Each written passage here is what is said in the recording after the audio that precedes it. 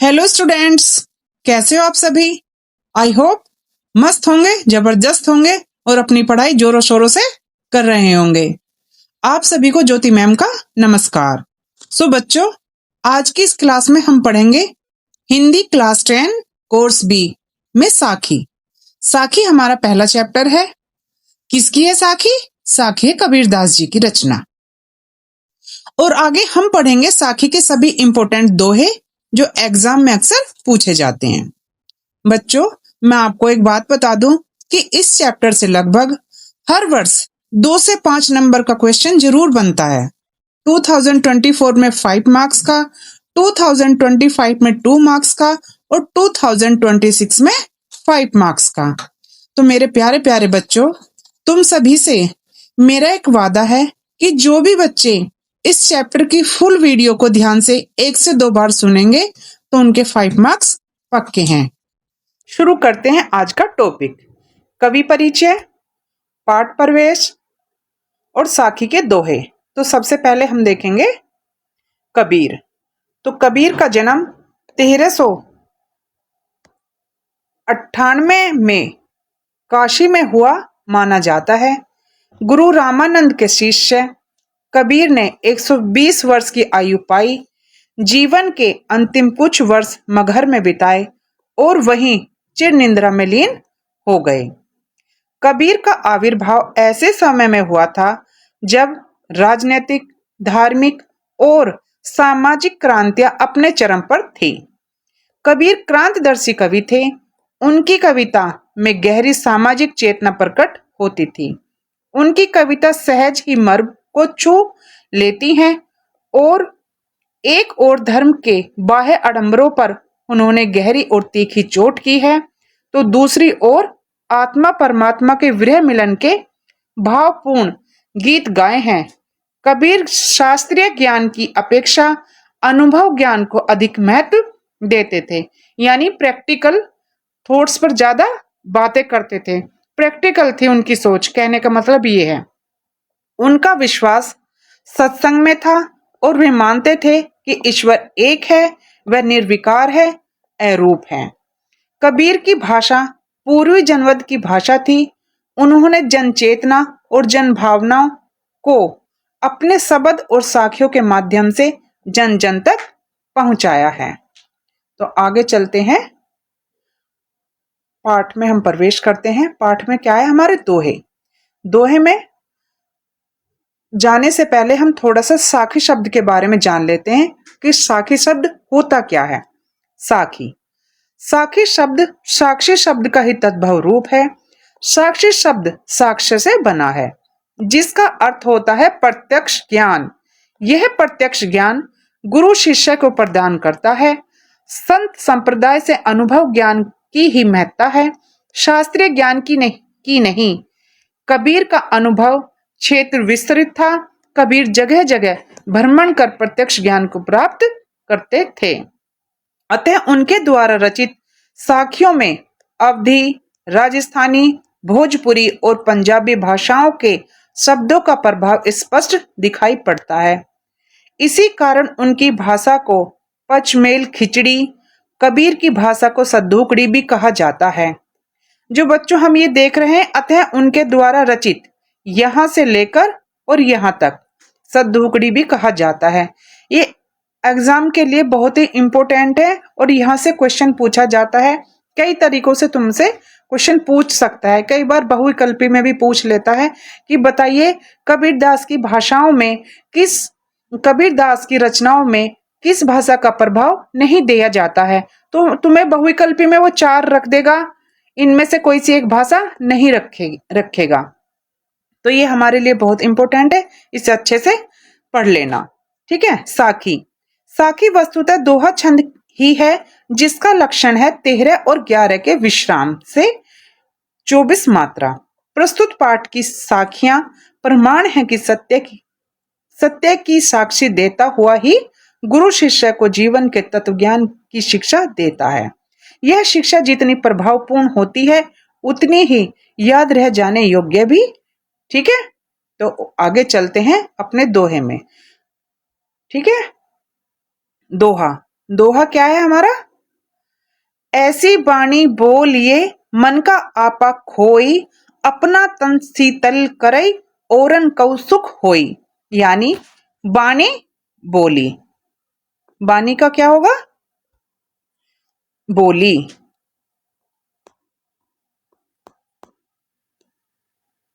बोलिए, बोलना।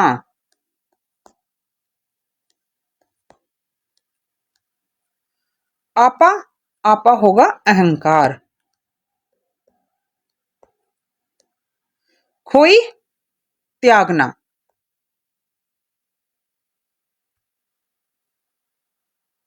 खोई, त्यागना।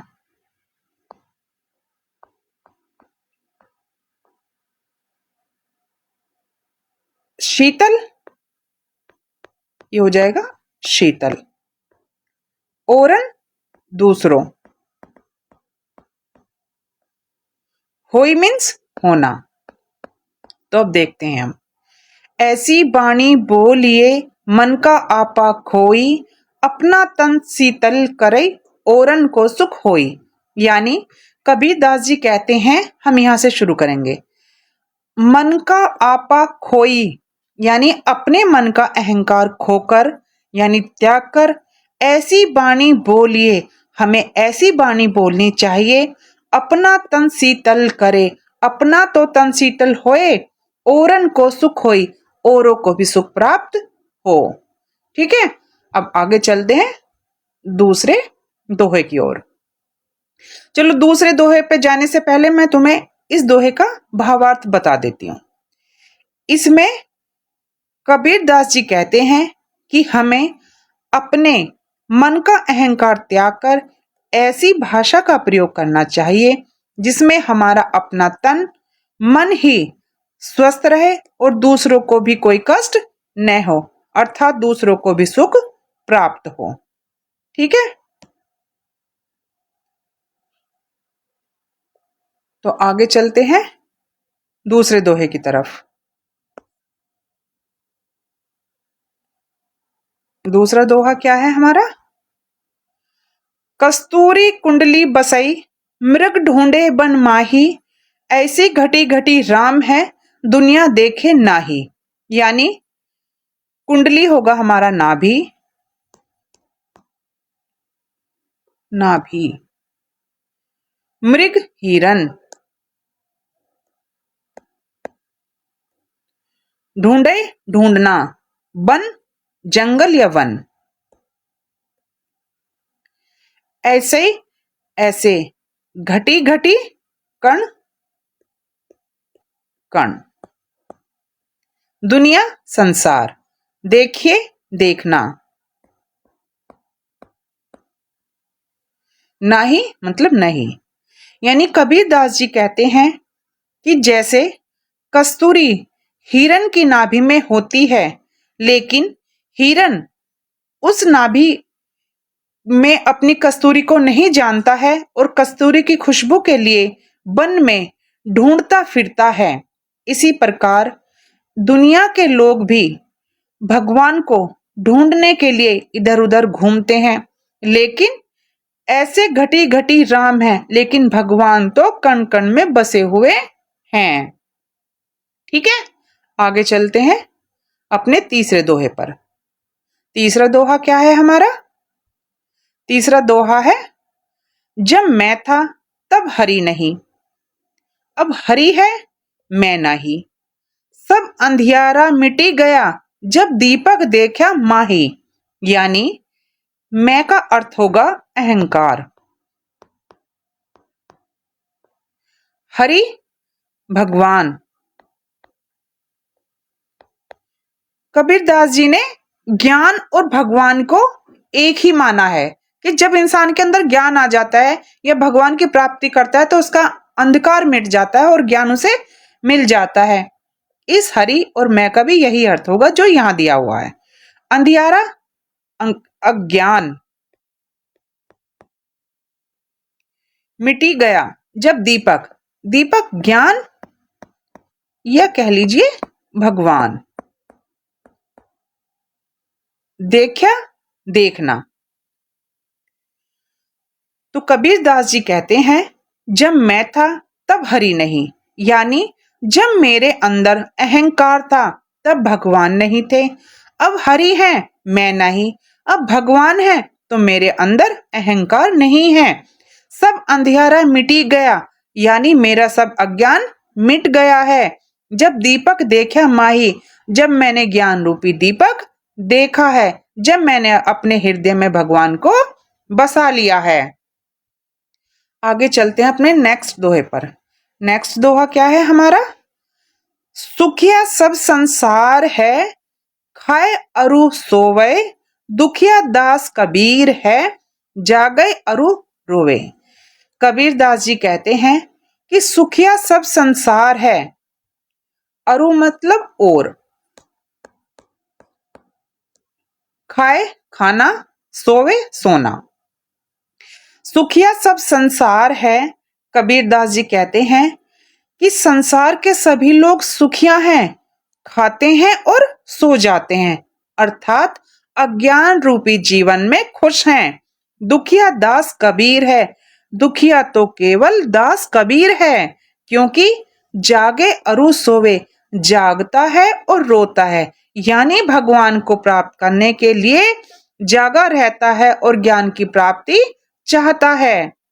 ठीक है बच्चों, अब आगे चलते हैं अपने नेक्स्ट दोहे पर। चलिए तो नेक्स्ट दोहे पर चलते हैं। नेक्स्ट दोहा क्या है हमारा?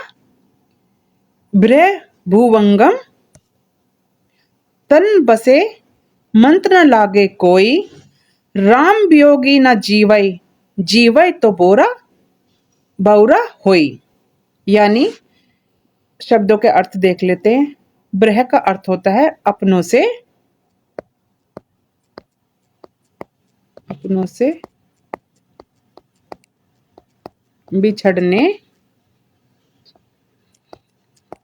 ने का गम। भुवंगम क्या होता है? सांप। हम इसे ऐसे भी याद रख सकते हैं, भुवंगम यानी भुजंग। भुजंग किसे कहते हैं? सांप को। मंत्र न लागे कोई, राम वियोगी न जीवई, जीवई तो बौरा, बौरा का अर्थ होता है पागल। ब्रह भुवंगम तन बसई, मंत्र न लागे कोई, राम वियोगी न जीवई, जीवई तो बौरा होई।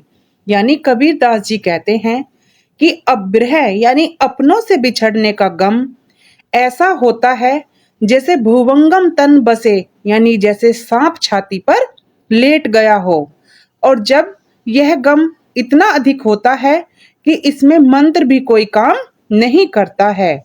इसी प्रकार राम वियोगी न जीवय, जीवय तो बौरा होई, यानी राम से बिछड़कर भी जिया नहीं जा सकता, यानी प्रेम से करने राम से प्रेम करने वाला मनुष्य भी वियोग में नहीं जी सकता। जीवय तो बोरा होई, यानी अगर जीवित रहेगा तो बौरा हो जाएगा, यानी पागल हो जाएगा।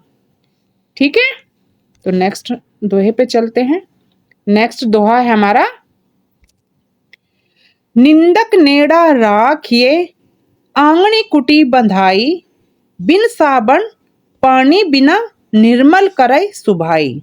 यानी निंदक निंदा करने वाला,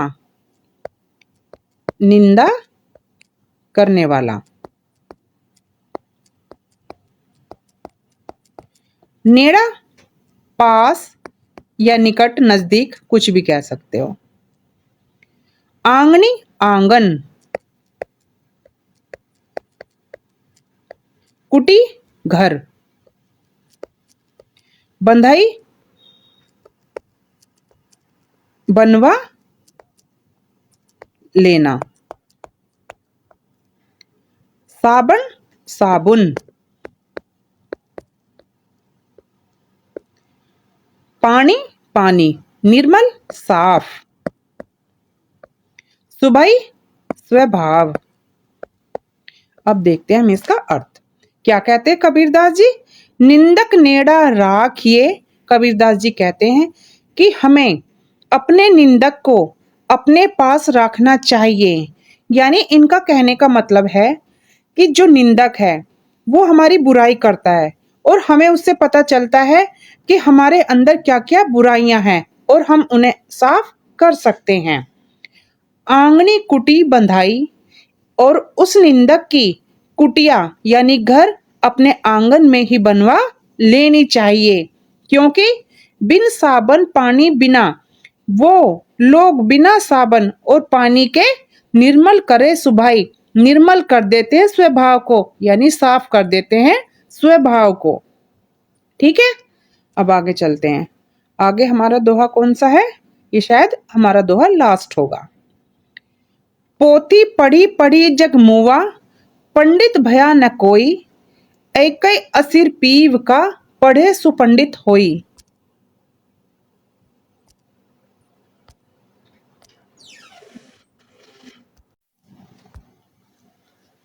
तो ये है हमारा सेकंड लास्ट दोहा। क्या है हमारा दोहा? पोथी पढ़ी पढ़ी जग मुआ, पंडित भया न कोई, एकै असिर पीव का, पढ़े सुपंडित होए। शब्दों के अर्थ देख लेते हैं। पोथी, पोथी से यहां मतलब है पुस्तक, पुस्तक ग्रंथ कुछ भी मान लीजिए। पढ़ी पढ़ी जग मुआ, मुआ माने मरना। पंडित ज्ञानी, भया होना, कोई कोई, असिर अक्षर, पीव, पीव होगा भगवान, भगवान का प्रेम।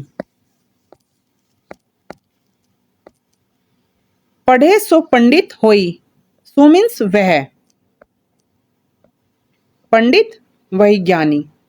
यानी कबीर दास जी कहते हैं कि पोथी पढ़ी पढ़ी जग मुआ, पंडित भया न कोई। पुस्तकें ग्रंथ आदि को पढ़कर इस जग से बहुत सारे लोग चले गए हैं और कोई भी पंडित नहीं हुआ, यानी कोई भी ज्ञानी नहीं हुआ।